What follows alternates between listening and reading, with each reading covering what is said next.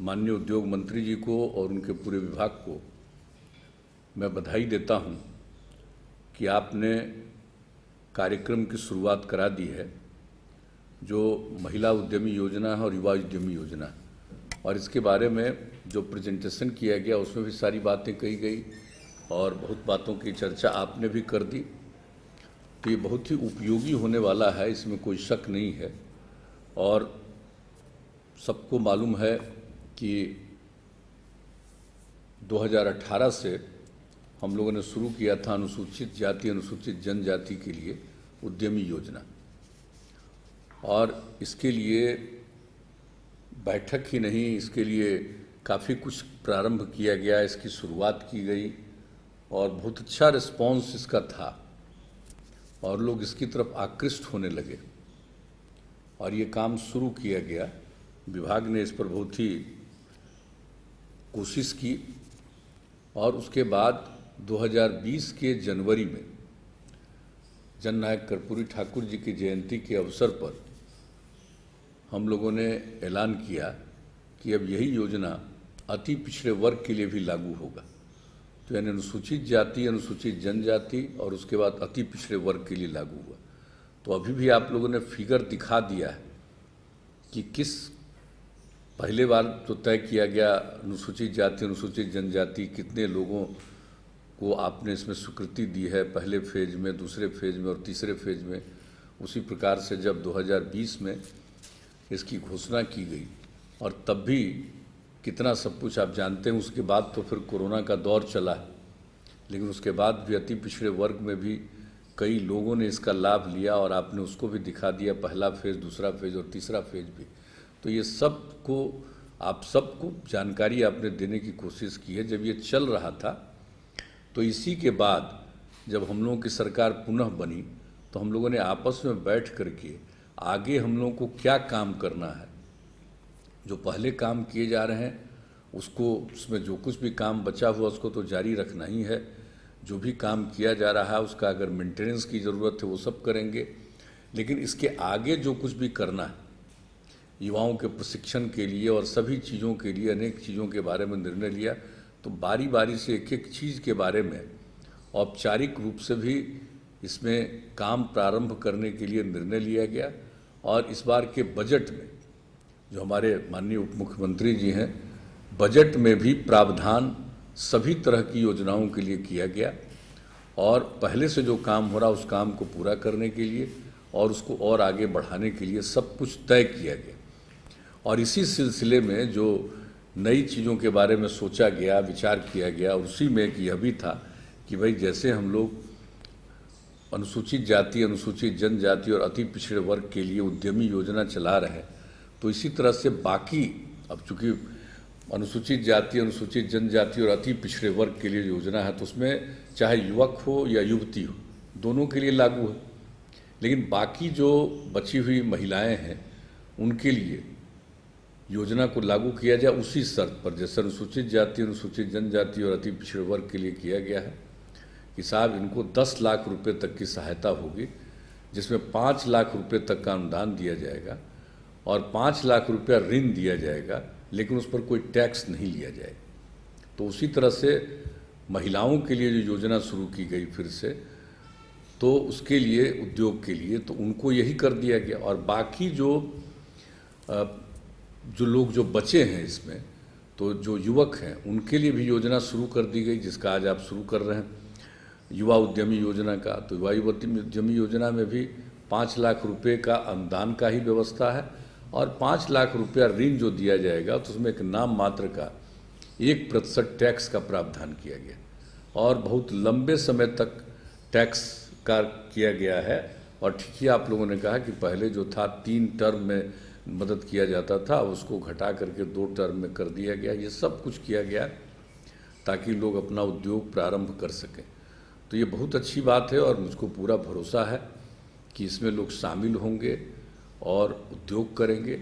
और जिस तरह से अब काम शुरू हुआ उसमें हम लोगों ने प्रारंभ से ही उद्योग को बढ़ाने की कोशिश की, लेकिन उद्योग उतना पहले नहीं बढ़ा था। लेकिन अब जो सब कुछ हो रहा है, इसमें अब उद्योग भी बहुत बढ़ेगा, इसमें कोई शक नहीं।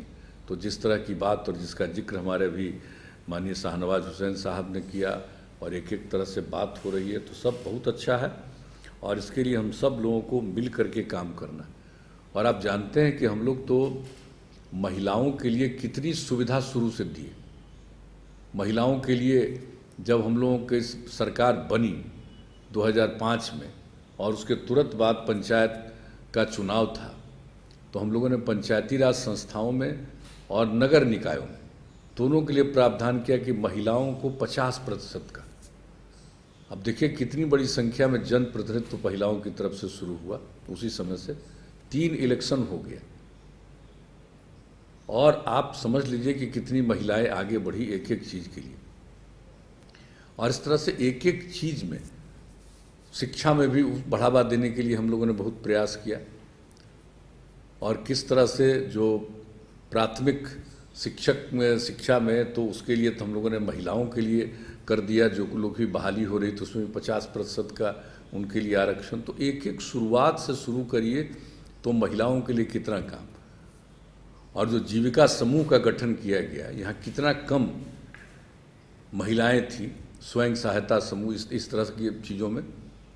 और जो हम लोगों ने इसके लिए पूरा का पूरा आकलन और अध्ययन करवाया 2006 में ही, और उसके बाद जीविका समूह की शुरुआत कराई, तो आज आप जानते हैं कितना बड़ा समूह हो चुका।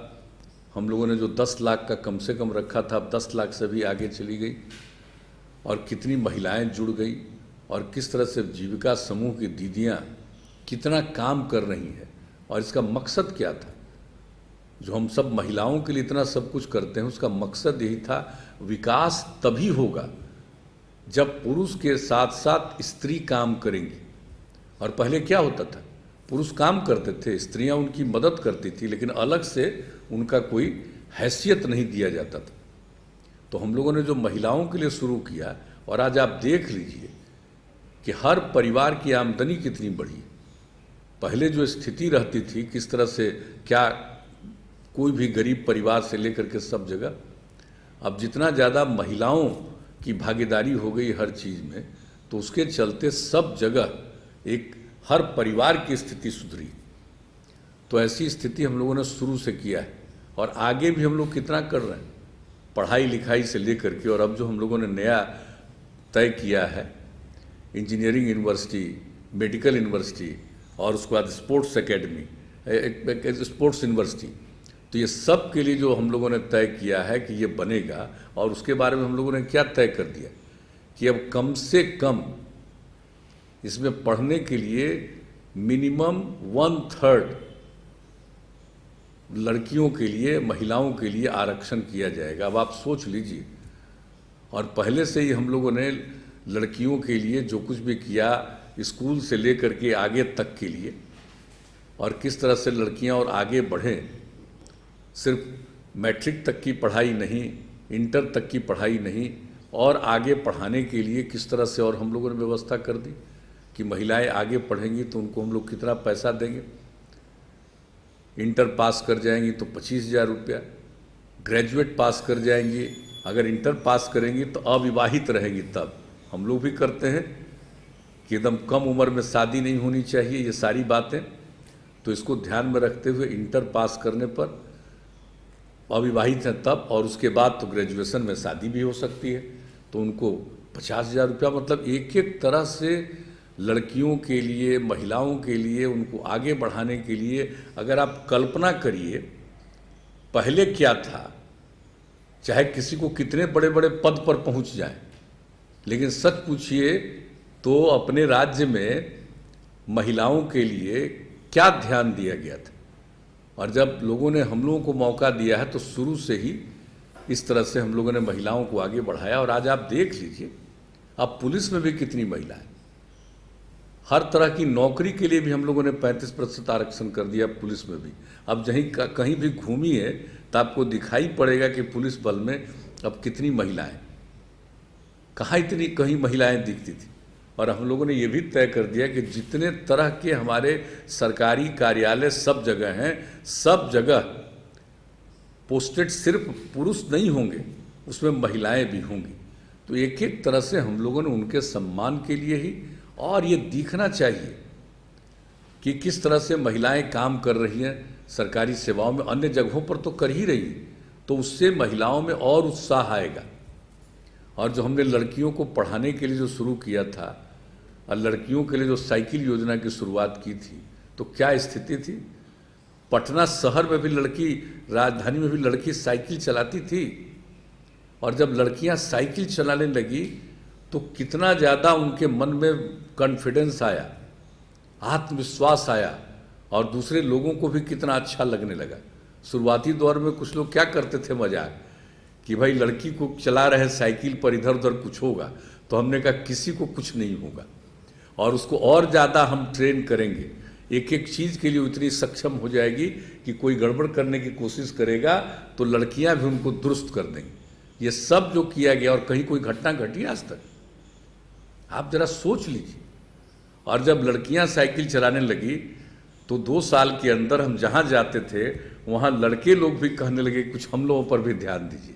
तो उसके बाद लड़कों के लिए भी हमने साइकिल योजना की शुरुआत करा दी 9वीं क्लास से।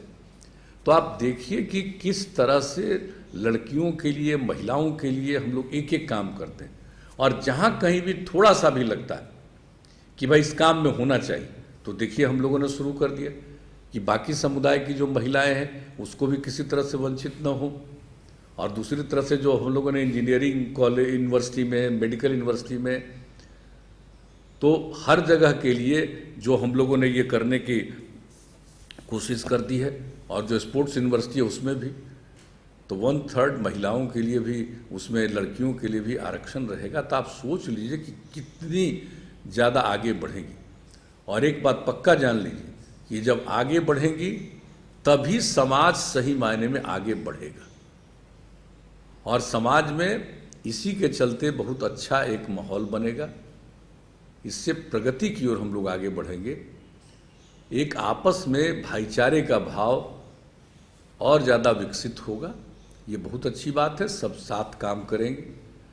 तो ये सब कब हो रहा है, तो इसलिए बहुत हमें खुशी है कि इस दौर में भी, और ये कोरोना का जो दौर चला है पिछले वर्ष से ही चला है, तो सब इसके लिए जो प्रयास करना है प्रयास किया जा रहा है। हम लोगों को इस बात के लिए दुख होता है कि बहुत लोग की मृत्यु हो गई, लेकिन हर प्रकार से लोगों के बचाव के लिए सारा सब कुछ उपाय किया जा रहा है, और जितना एक एक काम किया जा रहा है। और उसके साथ ही अभी सोचा गया कि इस काम को तो हम लोगों को करना ही है, लेकिन उसके साथ साथ विकास के लिए और लोगों को अवसर मिले काम करने का, आगे बढ़ने का, तो उसके लिए हम लोग काम करेंगे। तो मुझे खुशी है कि अभी अब नीचे जा रहा है बिल्कुल कोरोना का जो प्रभाव है। तो ऐसी स्थिति में इंडस्ट्री डिपार्टमेंट ने ये निर्णय लिया। मैं इसके लिए पुनः बधाई देता हूँ शाहनवाज हुसैन साहब को, और जितनी दिलचस्पी आप सब लोग ले रहे हैं, अब मुझे पूरा भरोसा है कि उद्योग और आगे बढ़ेगा, बिहार आगे बढ़ेगा। हम लोग निश्चित रूप से तरक्की के रास्ते पर आगे बढ़ते हुए विकसित राज्य बन पाएंगे, इसका हम सब लोगों को पूरा भरोसा है। तो इन्हीं शब्दों के साथ मैं पुनः आप सबको बधाई देता हूं, और जो लोग भी इस कार्यक्रम में शामिल हुए हैं उनसे मैं यही आग्रह करूंगा कि भाई इस चीज़ में तो ज़रूर अपनी दिलचस्पी लीजिए, लेकिन ये जो बीमारी फैली है कोरोना का, उसमें ज़रूर सजग रहिएगा, सचेत रहिएगा, मास्क का इस्तेमाल करिए, एक दूसरे के साथ दूरी बना करके रखिए, और हाथ साफ करते रहिए। ये सब बात, इस पर आप ध्यान दीजिएगा। तो इन्हीं शब्दों के साथ पुनः मैं आप सबको धन्यवाद देता हूँ।